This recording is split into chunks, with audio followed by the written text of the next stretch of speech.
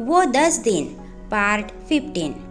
संजीव जब सफाई करके उठा तो वह हाफ रहा था।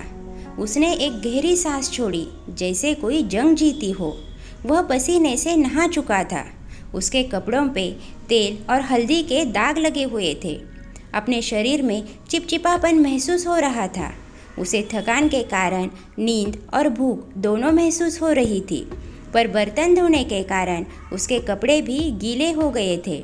इसलिए पहले वो नहाने गया। नहाकर उसे हल्का महसूस हो रहा था और उसके बाद वो खाना खाकर सो गया। इतना काम भी उसे पहाड़ तोड़ने जितना मुश्किल लग रहा था। करीब 3 बजे लक्ष्य उसे बुलाने आया। थकान के कारण संजीव का पूरा शरीर दर्द कर रहा था। वो थोड़ी देर और सोना चाहता था, मगर अब उसकी हिम्मत नहीं थी कि वो गुरुजी को और नाराज़ कर सके। इसलिए वो बेमन से ही हॉल में पहुंच गया। उसे मन ही मन अपने परिवार पर गुस्सा आ रहा था, क्योंकि कहीं ना कहीं वो अपने परिवार के कारण फंसा हुआ था। वो रूही को, अपने माता पिता को मन ही मन कोसते हुए सोच रहा था, मेरी ही गलती है। मैंने सब कुछ अपने नाम ही रखा होता तो आज सब मेरे कदमों में होते। मेरी माँ मुझसे ही धोखा करती है। भूल गई कैसे मैंने इस बिज़नेस को बढ़ाने के लिए दिन रात एक कर दिया। अपनी सेहत की भी परवाह नहीं की। अपने बच्चे और बीवी को भी समय नहीं दिया। उसे घुमाने तक नहीं ले गया, सिर्फ इस बिज़नेस को बढ़ाने के लिए। और वो मुझे ही बिज़नेस से निकालने की धमकी दे रही है। सही कहते हैं, इस दुनिया में कोई अपना नहीं होता, न माँ न बाप, न बीवी न बच्चे। ऐसी कितनी ही बातें संजीव के मन में चल रही थी कि तभी गुरुजी ने कहा, आज हम समस्या का समाधान प्रक्रिया रखेंगे। इस प्रक्रिया में आप अपने मन में उठ रहे सवालों में से कोई 1 या 2 सवाल पूछ सकते हैं, जिसका समाधान हम मिलकर करेंगे। पर आपकी ये निजी समस्याओं से संबंधित नहीं होने चाहिए, बल्कि ऐसे होने चाहिए जिससे सभी लोग स्वयं को उस प्रश्न से जोड़ सके। तो चलिए शुरू करते हैं। तुम में से कौन प्रश्न पूछना चाहता है? यह बात सुनकर कुछ व्यक्तियों ने हाथ खड़े कर दिए। तभी एक महिला पर इशारा करते हुए, जी आप, क्या प्रश्न है आपका? उस महिला ने खड़े होकर पूछा, गुरुजी, मैं पूछना चाहती थी कि ऐसा क्यों होता है कि दूसरों के लिए कितना भी अच्छा कर लो, पर अंत में वे हमारे साथ गलत ही करते हैं। यह सवाल सुनकर संजीव के कान खड़े हो गए।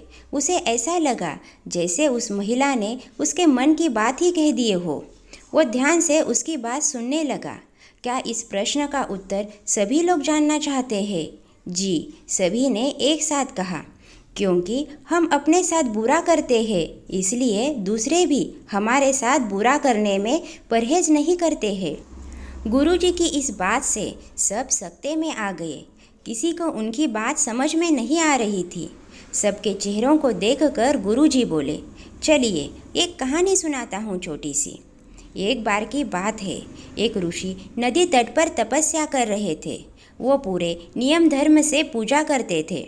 उसी तट पर एक मछुआरा रहता था, जिसका भरण पोषण मछलियों को खाकर होता है।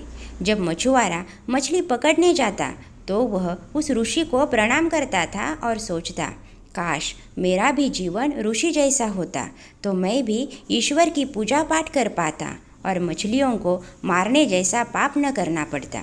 दूसरी तरफ ऋषि मछुआरे को देखकर सोचता, कितना अच्छा होता मैं एक मछुआरा होता, कम से कम मुझे पेट भर भोजन तो मिलता। ये उनके रोज़ का नियम था। एक दिन दोनों की मृत्यु हो गई और दोनों को यमराज के समक्ष लाया गया। पहले मछुआरे को यमराज के समक्ष लाया और चित्रगुप्त से उनके बारे में जाना। यमराज ने आदेश दिया, इस मछुआरे को स्वर्गलोक में ले जाया जाए। फिर साधु को यमराज के सामने लाया और पुनः चित्रगुप्त से मंत्रणा की और आदेश दिया, इस ऋषि को पृथ्वीलोक में मछुआरे के घर जन्म दिया जाए। यह बात सुनकर ऋषि चौंक गए और मैंने तो पूरा जीवन सिर्फ और सिर्फ ईश्वर की पूजा पाठ की, फिर भी मेरे साथ ये अन्याय क्यों?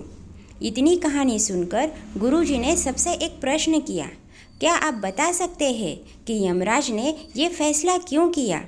इस प्रश्न पर सभी लोग विचार करने लगे, पर उत्तर किसी को नहीं सूझा। कुछ पल के लिए पूरे हॉल में खामोशी छा गई। संजीव भी अपने विचार से निकलकर इस प्रश्न में उलझ गया। सभी इस प्रश्न का उत्तर जानना चाहते थे। क्रमशः क्या आप बता सकते हैं गुरुजी की कहानी में किए गए प्रश्न का उत्तर? प्लीज़ कमेंट बॉक्स में ज़रूर बताइए।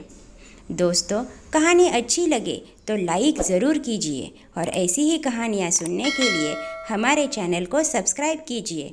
मिलते हैं अगली कहानी में। धन्यवाद।